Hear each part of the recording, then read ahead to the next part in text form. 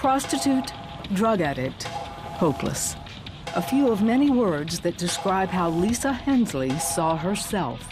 That's the neon sign all my life. No good. Piece of crap. Trash. This coming from the little girl who dreamed of barrel racing and white picket fences. The same girl who at 8 years old was sexually abused by someone she trusted. I remember bathing in the tub after it occurred, and I could not scrub my little body enough. Something is wrong with me. I am now dirty. Afraid to tell anyone, she endured the abuse for 5 years, believing somehow that she was to blame. I mean, just guilt. It's got to be my fault. By her early teens, Lisa had learned how to avoid her abuser. She also found that drugs, alcohol, and sex masked shame and guilt. However, it grew worse when she got pregnant and had an abortion at 15 years old. That was when the voices really started. You're nothing. You are a piece of trash. Look what you've done. When she got pregnant again at 17, this time she kept the baby and named him Joshua. I needed somebody to love me. And I thought I could do it. It's gonna be me and you, and he's gonna love me. After high school, Lisa moved out and got a job, doing her best to raise her son. She often dropped Joshua off at her mom's so she could get high and party. Once, while she was out to score some drugs, Lisa realized her 5-year-old son, asleep in the back seat, deserved better. I just looked back and he was so sound asleep, and I looked ahead and where I was at. I just said, what am I doing? What am I doing? So she drove to her mother's and told her about her drug addiction. I gave him to her, and I got in my car that night. I knew.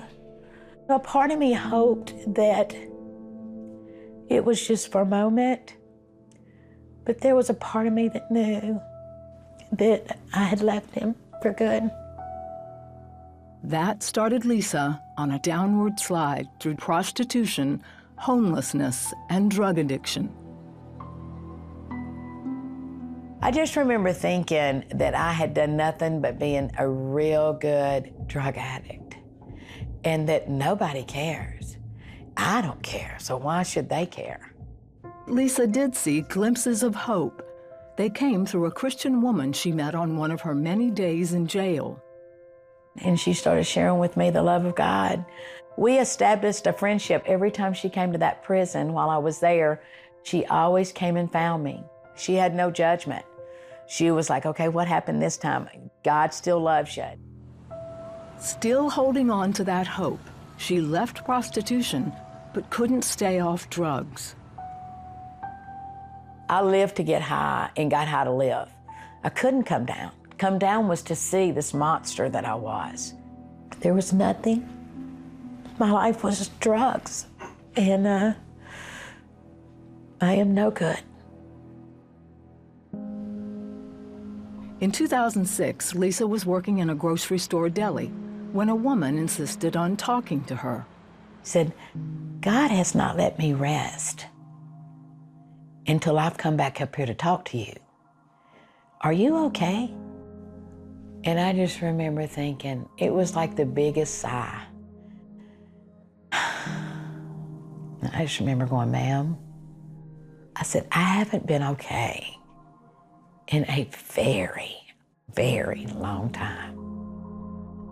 The woman encouraged her and invited Lisa to an addiction recovery program called the Potter's House in Jackson, Georgia. A few days later, Lisa showed up and began talking to the founder, Ms. Cherie. Lisa realized her only hope was God. And I laid out in the middle of that floor and I bawled like a baby. And Ms. Cherie was at my side on her knees. And I asked him to please forgive my sins. Please come into my life and do something with me. Still struggling with the guilt of the sexual abuse, Lisa got on her knees and prayed. And I said, I can't have a relationship with you, God. I can't do it. And I heard in my spirit, now go look up the word intimacy. And I opened the dictionary and it said, a personal relationship, knowing someone better than they know them own selves.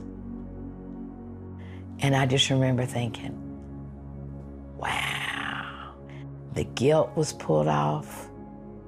I was a child, I didn't cause it was pulled off. So many things were pulled off. And at that night, yeah, it was big. It was big. Lisa was also set free from years of drug addiction. Today, her relationship with her son is restored, and she's a grandmother. She's also the director of Caitlin's Promise, bringing hope and the love of Christ to women caught in addiction. I see myself as a miracle. I see myself as a woman who is a lady, clean, I'm whole. I'm a woman of God. I love the Lord. There's so much how He can move a heart